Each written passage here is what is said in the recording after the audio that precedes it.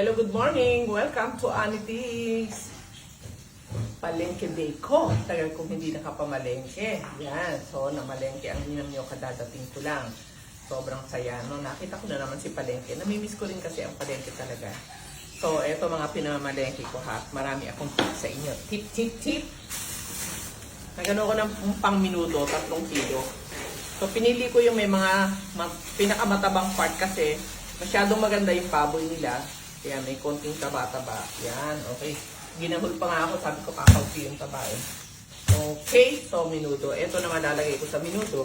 Lalagyan ko siya ng, ayan, 2 piraso lang na sayote.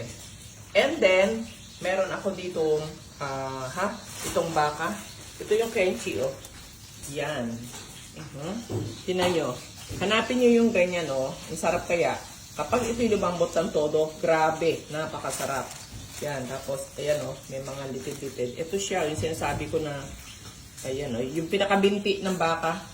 Yan, binti. Alam nyo yan eh, binti, yung pinakabinti. Ayan o, tapos, ayan o, ito, masarap o. Ayan, yan, tapos, ito yan, gano'n yung laman. Okay, binti, kenchi. Tapos, nag-extra ako na, ito naman yung boneless sa picho. Boneless na picho. Picho ng baka yan. Yan, ganyan yan. Boneless ha. Wala yung laman. So, buto. Bone in. Basta bone only. Pinag-bonelessan ng picho. Yan ang masarap dyan. Yung mga taba-taba na yan. No? Buhay na taba. Yan, okay? So, yan. Imimix ko dito siya para may taba at protein. Ako, litid-litid. Ako, lahat andyan na. Sarap. Tapos, ay, naglalaway na, hindi pa man. Ayan na naman, mababasa naman guys, laway-laway. Ito naman, pata ito. Yan. Ang sarap nito, yan, pata ha. Pata, okay? So, ito isasama ko dyan, pang sigang yan.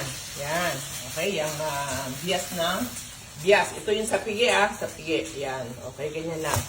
And then, ito, look at this. Ito ang ilalagay ko dun sa pata.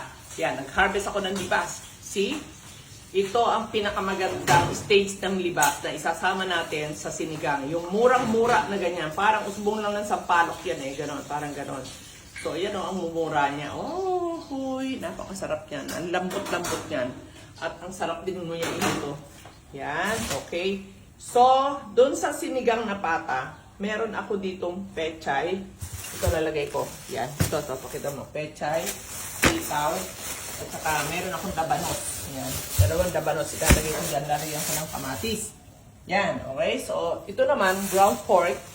Ito yung hinuhugasan ko muna. Hindi, cubes ko. Bibiling ko. Papa-cubes ko. Tapos, lamutak ng asin. Okay. Nilamutak muna ng todo sa asin hanggang maalis yung mga dulas-dulas niya. Ayan. Tsaka ako pinatiktik. 30 minutes patiktik. At tsaka ako siya giniling. Okay. So, ground pork, ito, may ground beef din. 2 kilo at 2 kilo. Yan na, pwede ko nang pagsabayin lutuin to, no? Paglulutuin ko, sabay-sabay na sila.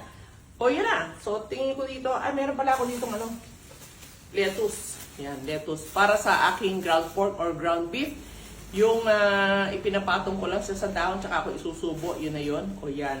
Di ba? Tapos, ngayong umaga, ang harap ng aking first meal. Ito yon at saka nakabili ko ng galunggong na ubod ng liit kahapon sa South Supermarket. So, yan ang itetendo ko dyan. O, yun na, ganun lang. Nako, simple-simplihan lang talaga, no? Simple-simplihan, mabawasan na sabihin, ang mahal lang, Okay, so thank you. Stay strict, low carb. Pag ginusto, kaya. Pag ayaw, hindi pwede. Okay, thank you. God bless. Bye!